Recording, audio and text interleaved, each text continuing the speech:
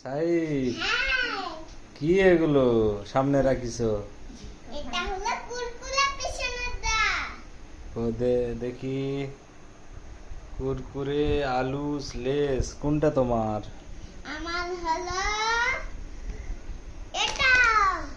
আলুস। হলুদ। তাহলে এই দুটা নিয়ে লই। হ্যাঁ, না, ওটা আমার।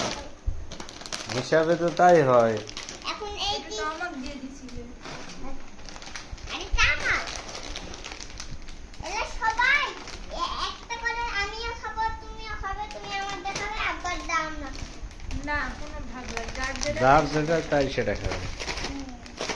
ঠিক আছে, হ্যাঁ। খুশি? আর কান্নাকাটি নাই? আর কান্না করতে নেই। ওকে, ধন্যবাদ।